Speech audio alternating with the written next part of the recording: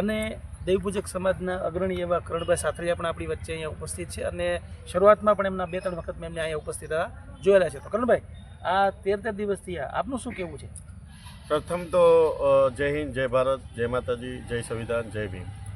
મિત્રો, આપણે જે વસ્તુ કરીએ છીએ, આ સમાજ જે જાગૃત થયા છે અને સમાજના લીધેથી આ દેવપૂજક સમાજ જ્યારે આ ધારણા ઉપર બેઠા અને ભનીબેન હરેશભાઈ મંદુરિયા જે આપણે બરવાળા સાઈડના અહીંયા ઓપરેશન કરવામાં આવે છે અને ઓપરેશનના 19 તારીખે એનું ડેટ જાહેર કરવામાં આવે છે અને ડેટ જાહેર કરવા જ્યારે થયું ત્યારે અનુસૂચિતના જે વિકીભાઈ ચાવડા છે, નરેશભાઈ ચાવડા છે, નરેશભાઈ વાળા, આ લોકોએ જે મહેનત કરી અને જે બધાને એક કરી અને આજે 13 દિવસથી જે લગાતાર લડત લડે છે, બરાબર. તો પહેલાં ખૂબ ખૂબ અભિનંદન આ લોકોને કે આ સમયે અને આવા લાચાર અને અશિક્ષિત લોકોને જે મદદરૂપ કરી છે અને ન્યાય મેળવવા માટે જે તનતોડ મહેનત કરે છે. અને અમે ન્યાય એટલા માટે માંગીએ છીએ કે આ સરકારી હોસ્પિટલની અંદર આવા ઘણા બધા કિસ્સાઓ બને છે.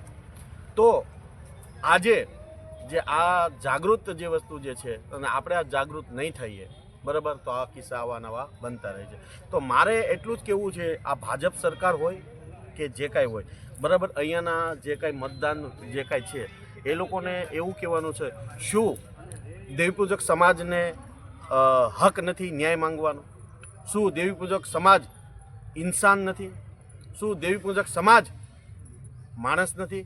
શું દેવીપૂજક સમાજને હક અધિકાર છે જ નહીં? બરાબર. શું દેવીપૂજક સમાજને ન્યાય નહીં મળે? શું દેવીપૂજક સમાજ જો આ ન્યાય નહીં મળે તો શું કાયદો હાથમાં લેવાના છે? તો મારું એટલું કહેવાનું છે કે તંત્ર, પોલીસ પ્રશાસનને એવું તો અમે નિર્ણય લીધો છે કે આવા લોકો જે છે, લાચાર અને ગરીબ લોકો જે છે, બરાબર, જેને ખબર નથી પડતી, તો એ તંત્ર અને પોલીસ પ્રશાસનને જેવી રીતે માનવ ધર્મ આ લોકો બધા નિભાવે છે, તો આ લોકોને પણ માનવ ધર્મ નિભાવવો પડે અને ન્યાય જો હોય તો ન્યાય અપાવવા માટે ખૂબ મદદ કરવી જોઈએ. અને દેવીપૂજક સમાજના તમામ લોકોને હું જાહેર વસ્તુ કહું છું કે તમે ઘરે બેસો અને આજે આ ઘટના આ લોકો સાથે થઈ, કાલે તમારા સાથે થશે અને આજે તમે એની સાથે નહીં આવો ખંભેથી ખંભો મેળવવા તો પછી કંઈ વસ્તુ નથી.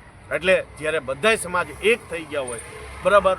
આજે રામોદથી એક ભાઈ આવ્યા હતા, એને પૂછવામાં આવ્યું કે હું વાણંદ સમાજથી છું, તો એ લોકો જો એનું કામ ધંધો છોડીને અહીંયા સુધી પહોંચતા હોય તો આવા દેવપૂજક સમાજને પણ હું વિનંતી કરું છું કે આવા બધા મોટા મોટા આગેવાનો છે, તમારે કશું કંઈ કરવાનું નથી, તમારે અમારી પાછળ ખાલી ઊભું રહેવાનું છે અને કહેવાનું છે કે અમને ન્યાય આપો.